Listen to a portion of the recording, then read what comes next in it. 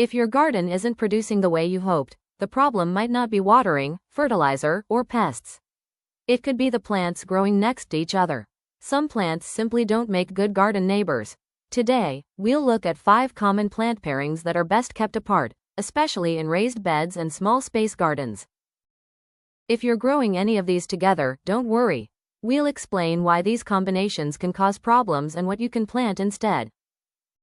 Tomatoes and corn are both popular summer crops, but they attract many of the same pests, which can make garden problems harder to manage. If you're growing these crops together, watch for signs of pest damage on both plants. Instead, try growing tomatoes with basil or marigolds. Many gardeners use these companion plants to help support healthy tomato growth. This combination surprises many beginners. While both are useful crops, they don't always make the best neighbors. If your bean plants seem smaller or less productive than expected, their location may be part of the problem. Beans often grow better alongside crops like cucumbers or lettuce. Herbs can be wonderful garden companions, but not every herb works well with every vegetable.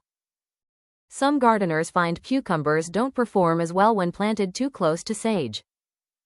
Dill and nasturtiums are often preferred companions for cucumbers. The next pairing surprises many gardeners because these vegetables are commonly grown in the same raised bed, yet they can share some of the same disease problems. Tomatoes and potatoes belong to the same plant family. That similarity can sometimes create challenges. Because these crops are closely related, diseases and pests can spread more easily between them. Whenever possible, grow tomatoes and potatoes in separate areas of the garden. Even a little extra distance can help. Our final pairing is one many gardeners have never heard about. Fennel tends to prefer growing on its own and may affect nearby plants.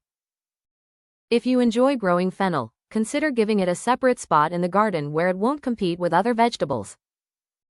Here's a quick reference guide you can use the next time you're planning your garden. Feel free to pause the video or take a screenshot for later.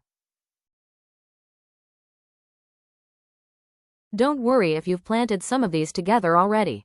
Gardening is a learning process, and every season teaches us something new. A few small changes can make a big difference in the health and productivity of your garden. Thank you so much for joining us today. If you enjoy simple gardening tips after 50, we'd love to have you subscribe and join us here at Blueberry Hill Creatives. We're here to help make gardening feel easy, more peaceful, and a little less overwhelming. Until next time, start small and keep it simple.